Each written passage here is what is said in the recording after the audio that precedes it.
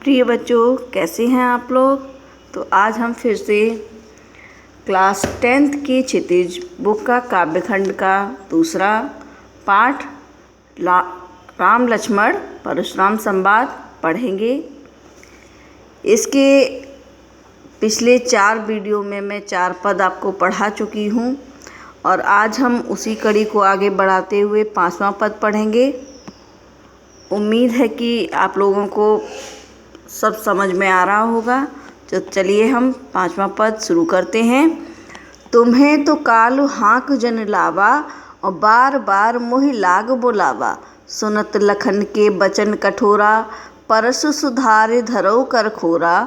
अब जनी देई दोष मुँह लागू और कटुबादी बालक बद जोगू। बाल बिलो की बहुत में बाचा अब येहू मरनिहार भा साचा।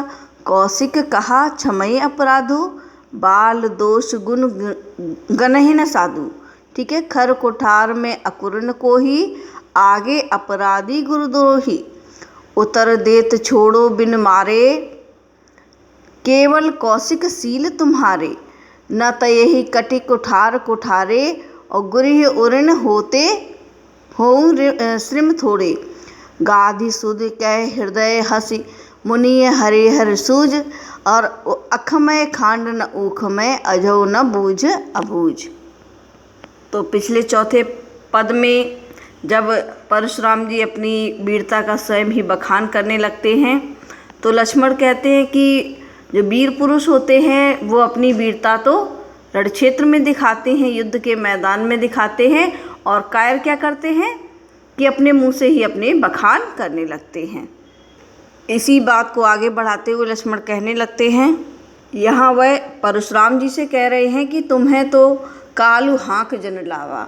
आप तो मानो काल को हाँक करके आवाज़, जैसे क्या कहते हैं बैल वगैरह को ले जाया जाता है ना, तो पीछे से हाँक करके आवाज़ दे करके आगे चलने के लिए बोला जाता है। तो वही कहते हैं कि आप तो मानो काल को हाँक आवाज़ लगा करके बार बार उसे मेरे लिए बुला रहे हैं। काल मतलब यहाँ क्या, मौत है ना। बार बार मोहि लाग बुलावा सुनत लखन के कठुन बचोरा। और जब इतना परशुराम जी ने और ये कठोर वचन सुन लिए तो परस सुधार धरऊ कर खोरा, और परस को जो फरसा था उसको अपने हाथ में ऊपर उठा लिया।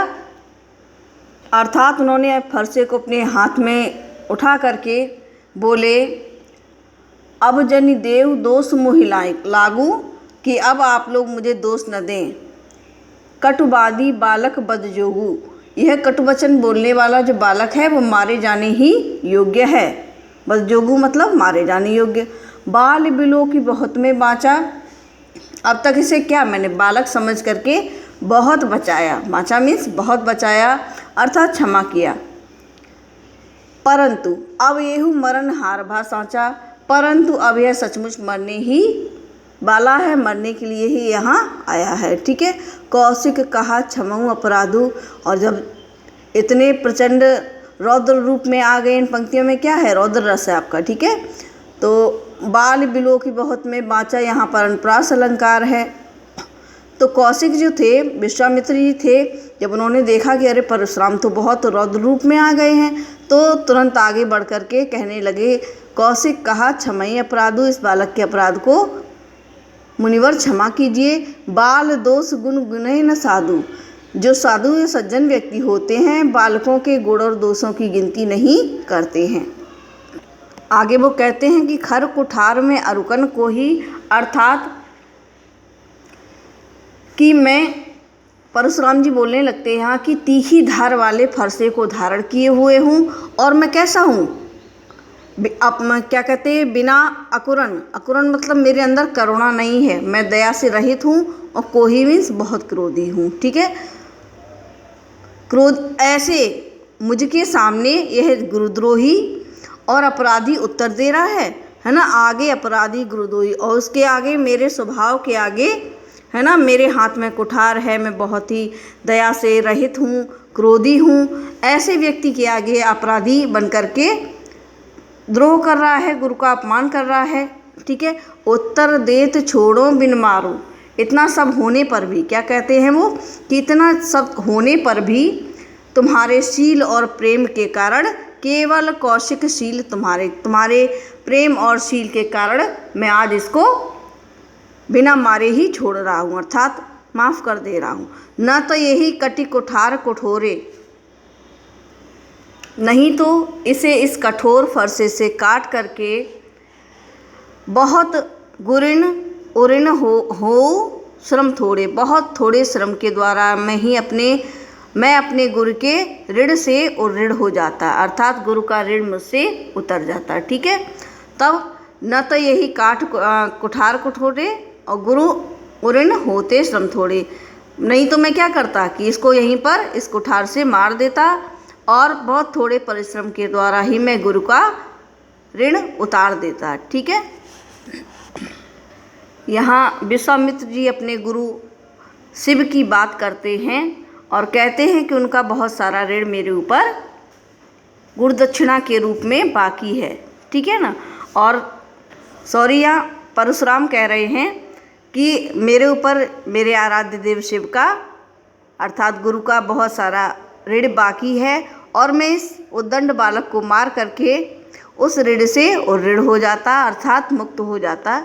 गादिसुन, यहाँ गादिसुन किसके लिए कहा गया है? गादिसुन गादी के पुत्र यानी विश्वामित्र, जो राम और लक्ष्मण के गुरु हैं, उनके लिए गादिसुन कहा गया है। ठीक है, गादी के पुत्र थे ये, इनके पिता का नाम था, इसलिए इनको गादिसुन कहा गया है। ठीक है, जब उन्होंने इस प्रकार की उक्ति बात को विश्वामित्र जी की सुना तो अपने ही हृदय में हंसने लगे और कहने लगे हृदय में ही, अपने मन में ही कि मुनि है हरिहर सूझ, अरे ये कैसे मुनि है, इनको सारा कुछ हरा ही हरा सूझ रहा है। असमय अयमय खांड न ऊखमय, अजहु न बूझ अबूझ। अखमय का अयमय का मतलब होता है लोहे का बना हुआ, खांड होता है गन्ने से बना हुआ, है ना। अजहु न बूझ, ये तो क्या है, राम और लक्ष्मण क्या हैं, लोहे से बने हुए हैं। और ये गुरु विश्वामित्र वो क्या कहते हैं, परशुराम जी क्या उनको समझ रहे हैं, खांड से, गन्ने के रस से बनी हुई खांड समझ रहे हैं जो आसानी से गल जाएगी, है ना। अजहु न बूझ अबूझ, अर्थात यहाँ विश्वामित्र जी कह रहे हैं कि मुनि को तो सब कुछ हरा हरा ही सूझ रहा है, वे श्री राम और लक्ष्मण को कोई साधारण क्षत्रिय ही समझ रहे हैं, परंतु ये तो कैसे हैं, लौहमयी अर्थात फौलाद की बनी हुई खड्ग है, तलवार है, गन्ने की बनी हुई खांड नहीं है जो मुंह में रखते ही घुल जाए। मुनि अब भी नासमझ बने और इनके प्रभाव को अभी भी समझ नहीं पा रहे हैं। तो इस प्रकार आप लोगों ने 5वां पद भी समझ लिया, है ना। अच्छे से समझिए इसको, बार बार पढ़ करके देखिए, और जहाँ भी प्रॉब्लम आती है कमेंट के द्वारा शेयर कीजिए, चैनल को लाइक और सब्सक्राइब कीजिए। अगले वीडियो में मिलते हैं, जो इसका लास्ट बचा है 6 पद, उसमें मिलते हैं। तब तक के लिए धन्यवाद।